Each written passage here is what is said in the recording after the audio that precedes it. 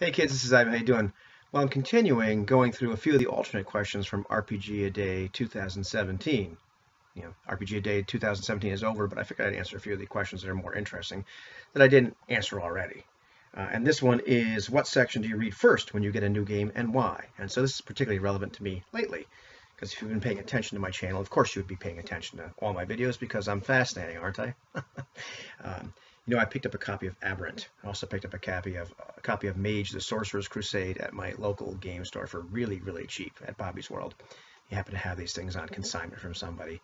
And so, White Wolf games, I was not aware of this, but many of my friends are aware of this. They contain a lot of setting material and a lot of prose. And actually, I'm not sure if you can really see color-wise here. You can see where the pages start to change color. Well, the first 100 pages in this book are all setting. And it's a lot of like cartoony type illustrations and whatnot in here. Oh, look at that. That one's actually really cool. I like that. But a lot of the setting, it's all, it's in there. And it's set at you or presented in a bunch of different ways. Some it's like somebody's notes, and some things are actually like little actual comic type things, and little cards about the various aberrant personalities in the game. It's a supers game. And anyhow, it's really cool. They're setting the tone very nicely. It's giving me a lot of information about the setting. So far, the setting seems really cool, really dark, which I like. I like things to be kind of gritty and realistic. It's almost. I just watched a video. I swear this video is not going to be about this, but I listened to a podcast, rather a few podcasts with James Radji from Lamentations of the Flame Princess. And he was talking in one of them about kind of his philosophy, like the idea that in like whatever game it is, he's talking about his game. Why would the characters really be doing what they're doing? What's wrong with them? Why can't they just live like normal people? Why are they going into these, other areas of the world? Why are they doing these really, not ordinary, not run-of-the-mill things? Doesn't matter whether it's, adventurers or whether it's aberrants, whether it's people that are, different than the normal. It doesn't matter if it's Indiana Jones. Like, not most college professors aren't running into tombs, trying to excavate lost treasures and facing or braving peril. What makes this guy do this? Why is he just not able to function like a normal person in normal society? Why does he go above and beyond? What makes somebody go venture into the Hollow Earth, to go fight Nazis, to go run guns from, I forget where the heck we were. Was it Ecuador, Brazil? And go back to Barbados with the money like Halsey and Chuck. What makes people do that?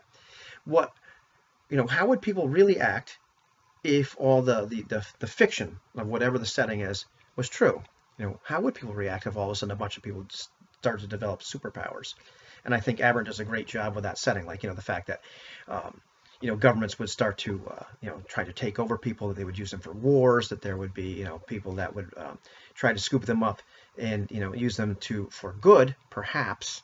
Maybe there'd be other organizations of people that would just use their powers for whatever reason, whether they were organizations or just rogues that said, the heck with this, I'm a lot more powerful than everybody else. So they're doing a great job with the setting. So it was a big digression for what should have been a really short video.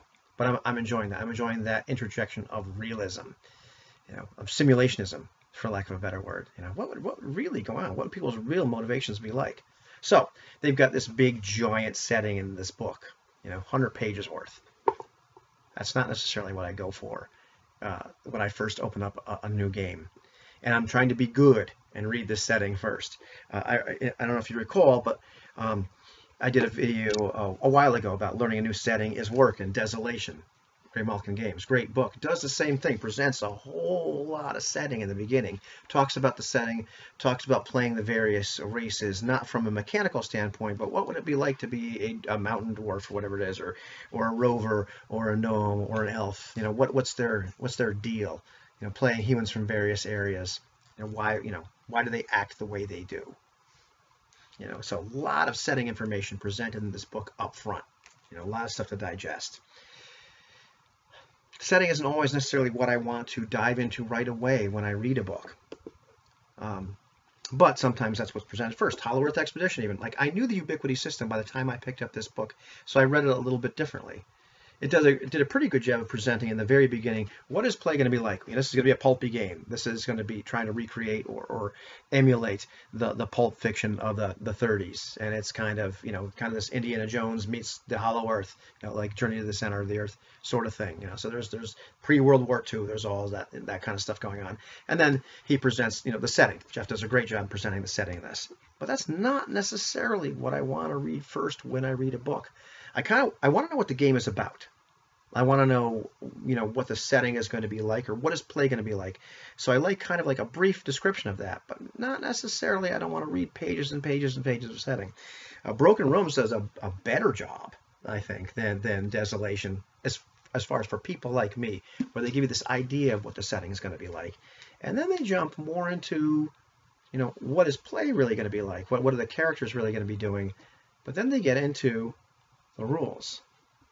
That's more like what I want to see at first when I look at a new game is, okay, what are the core mechanic, what does the core mechanic or mechanics look like? When we're doing some kind of task resolution, how is that actually handled? What does the system really look like? That's kind of what I want to read first when I get into a game is, I want to know what the game is going to be like. Like what are the characters going to be doing? What's a real brief thumbnail sketch of the setting? Do I find that compelling or not that compelling?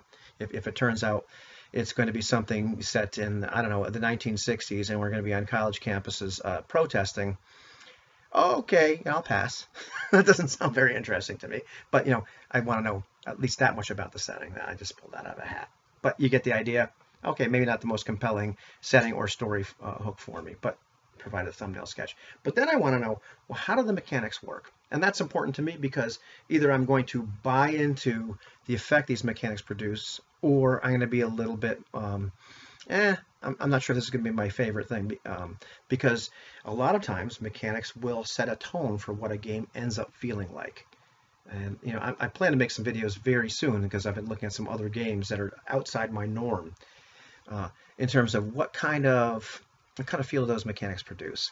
I want to do some videos talking about that, and not just that, but talking about generic mechanics versus setting-specific mechanics. That's a whole different kettle of fish.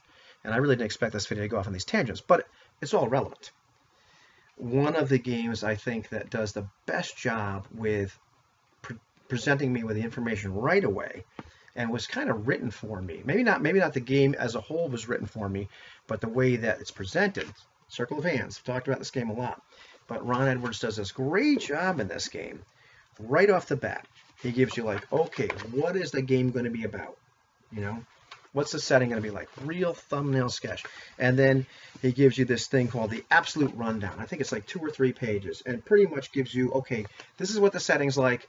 These are the important things in the setting. This is what magic's like. And I'm talking about 3 sentences about what the magic's like. Then what's the core mechanic? In this case, it's 2d6. Plus the character's attribute to always be the target number of 12.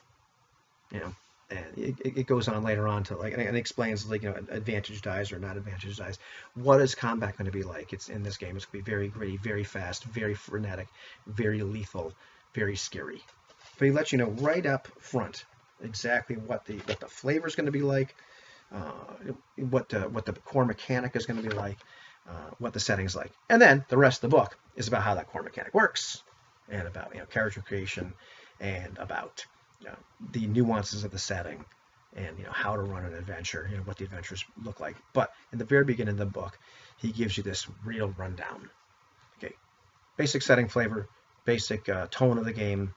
How does this core mechanic work in a real brief way? Not going to all the nuances. And here you go. Here's your basic information, so you can decide. Okay, is this a game for me or not for me? Do I need to look further or not?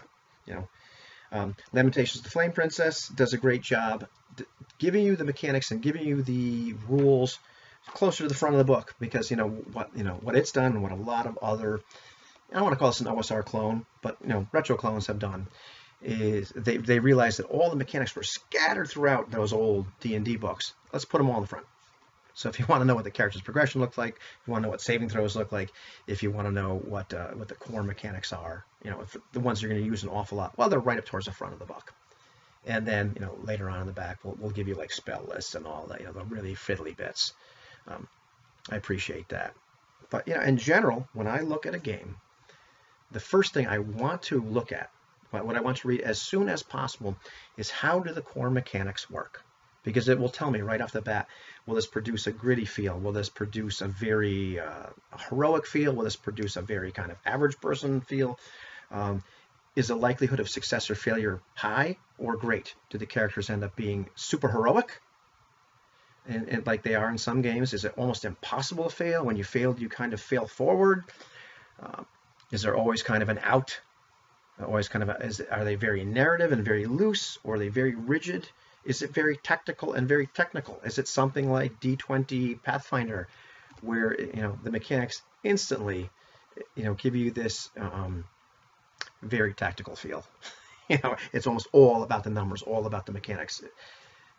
I don't want to say anything about GURPS, but I haven't read GURPS, but most of my friends have told me, well, this is kind of the feel it's going for. So that's what I want to see. I want to see how the mechanics work as soon as possible. Not that it's all about numbers for me. It's really not, because if the premise doesn't grab me, I'm not interested. But I can take a good premise. I'll give you this premise. My premise is that I can take a really good premise and insert it into another system, a system that works more for me. But yeah, the first thing I want to see, outside of what's the overall premise, what's going to happen in this game, what are we going to be doing, is how do the mechanics work? So yeah, I want to get to the mechanics as soon as possible. What about you? What's the first part or first parts of a role-playing game that you read first, and why? I'm being good and average. I haven't gotten to the mechanics yet. I'm going through the setting, but it's slow going. And I'm waiting for can I get to the part where I read how the game works yet? So more will be revealed in terms of that. So sorry the video went so long, but that's my answer to that question. What about you?